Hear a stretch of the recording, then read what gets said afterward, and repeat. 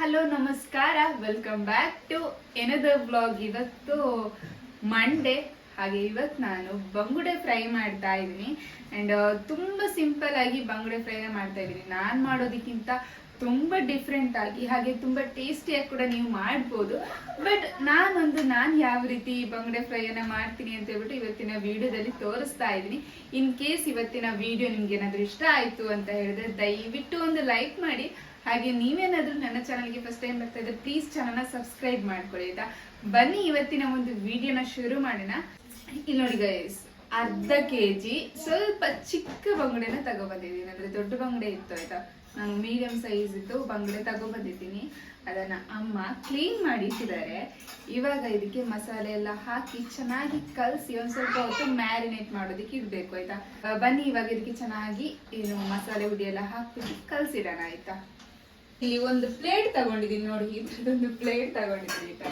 ಇದಕ್ಕೆ ಒಂದು 4 ಸ್ಪೂನ್ ಆಗುವಷ್ಟು ಖಾರದ ಹುಡಿನ ಹಾಕ್ತಾ ಇದ್ದೀನಿ.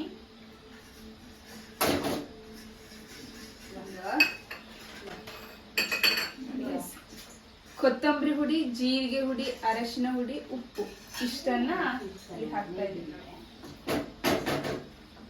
ಇದಕ್ಕೆ ಒಂದು 2 ರಿಂದ 3 ಸ್ಪೂನ್ ಆಗುವಷ್ಟು ಕಾರ್ನ್ ಫ್ಲೋರ್ ಆಯ್ತಾ. ಹಾಗೆ 1 ಸ್ಪೂನ್ ಆಗುವಷ್ಟು ಶುಂಠಿ ಬೆಳ್ಳುಳ್ಳಿ ಪೇಸ್ಟ್ ಹಾಕ್ತಾ ಇದ್ದೀನಿ.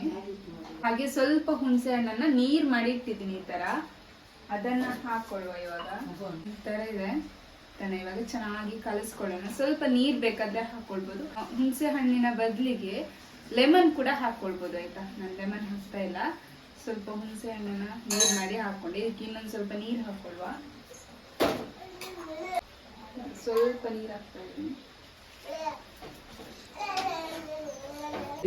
ಮಸಾಲೆ ಎಲ್ಲ ಚೆನ್ನಾಗಿ ಕಲಿಸ್ಕೊಳ್ಳೋಣ.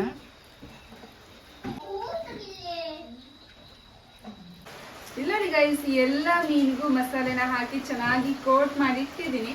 ಹಾಗೆ ಒಂದು ಅರ್ಧ ಗಂಟೆ ಮ್ಯಾರಿನೇಟ್ ಮಾಡೋದಕ್ಕೆ ಇಟ್ಟಿದ್ದೆ. ಅಂಡ್ ಇವಾಗ ಸ್ವಲ್ಪ ಕಾವಲಿಗೆ ಎಣ್ಣೆ ಹಾಕಿ ಬಿಸಿ ಮಾಡ್ಕೊಳ್ಳೋಣ, ಮತ್ತೆ ಇದನ್ನ ಫ್ರೈ ಮಾಡ್ಕೊಳ್ಳೋಣ. ಬನ್ನಿ ನೋಡಿ, ಈ ತರ ಚೆನ್ನಾಗಿ ಮ್ಯಾರಿನೇಟ್ ಮಾಡೋದಕ್ಕೆ ಇಟ್ಟಿದ್ದೆ.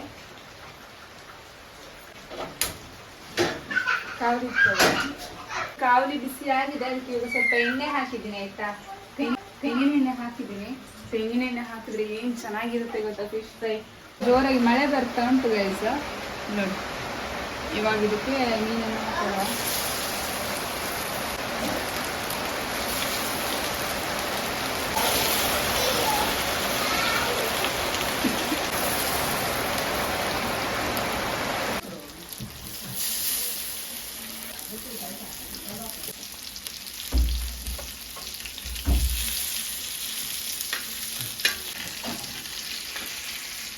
ಈ ಕಾವಲಿಯಲ್ಲಿ ನಾನು ಫಸ್ಟ್ ಟೈಮ್ ಫಿಶ್ ಫ್ರೈ ಮಾಡ್ತಾ ಇರೋದು.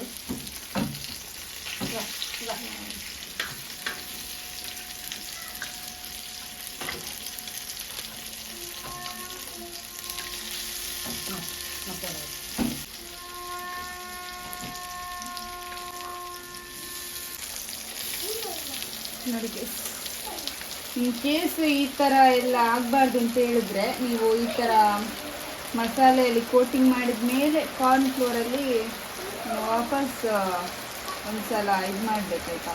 ಅವಾಗ ಈ ಥರ ಆಗಲ್ಲ. ಆ್ಯಂಡ್ ಅಥವಾ ರವೆ, ಬಾಂಬೆ ರವೆ ಬರುತ್ತಲ್ಲ, ಅದರಲ್ಲಿ ಕೂಡ ಒಂದು ಸ್ವಲ್ಪ ಕೋಟ್ ಮಾಡಿಕೊಂಡು ಮತ್ತೆ ಈ ಥರ ಫ್ರೈ ಮಾಡ್ಕೊಳ್ಬೋದು. ಆವಾಗ ಈ ಥರ ಕಾಲಿಕಲ್ಲ. ಬಟ್ ಇದಂತೂ ಟೇಸ್ಟಿಯಾಗಿ ಬರುತ್ತೆ ಆಯಿತಾ.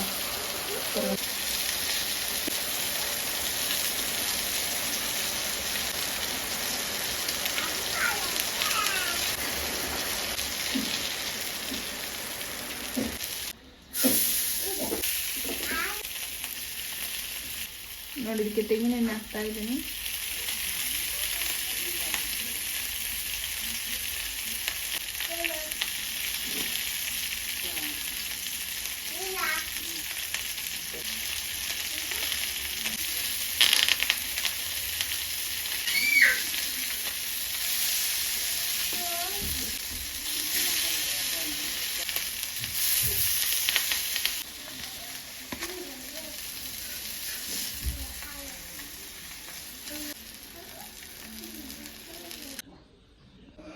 ಫೈನಲಿ ಬಂಗುಡೆ ಫ್ರೈ ರೆಡಿ ಆಯಿತು. ತುಂಬ ಸಿಂಪಲ್ ಆಗಿ ಮಾಡ್ಕೊಂಡಿದ್ದು. ಇಲ್ಲಿ ನೋಡ್ತಿರ್ಬೋದು ಎಷ್ಟು ಚೆನ್ನಾಗಿ ಕೋಟಿಂಗ್ ಇಟ್ಕೊಂಡಿದೆ ಅಂತ. ಕೆಲವೊಂದು ಆಗಿದೆ, ಅದಕ್ಕೆ ಏನ್ ಮಾಡೋದಕ್ಕಾಗಲ್ಲ ಗೈಸ್, ಆ ತರ ಆಗುತ್ತೆ. ಇನ್ ಕೇಸ್ ನಿಮ್ಗೆ ಕೋಟಿಂಗ್ ಚೆನ್ನಾಗಿ ನಿಲ್ಬೇಕು ಅಂತ ಹೇಳಿದ್ರೆ ಇನ್ನೊಂದ್ಸಲ ಕಾರ್ನ್ ಫ್ಲೋರ್ ಅಲ್ಲಿ ಡಿಪ್ ಮಾಡಿ ಹಾಕ್ಬೇಕು, ಅವಾಗ ಕೋಟಿಂಗ್ ಆಚೆ ಆಗೋದಿಲ್ಲ. ಅಥವಾ ಏನು ಬಾಂಬೆ ರವೆ ಬರುತ್ತಲ್ವ, ಅದನ್ನು ಕೂಡ ಹಾಕಿ ರವಾ ಫ್ರೈ ಮಾಡ್ಬೋದು. ನಾನು ಸಿಂಪಲ್ ಆಗಿ ಮಸಾಲಾ ಫ್ರೈ ಮಾಡಿದ್ದೀನಿ, ಒಂದು ಸ್ವಲ್ಪ ಟೇಸ್ಟ್ ಮಾಡಿ ನೋಡುವ ಆಯ್ತಾ.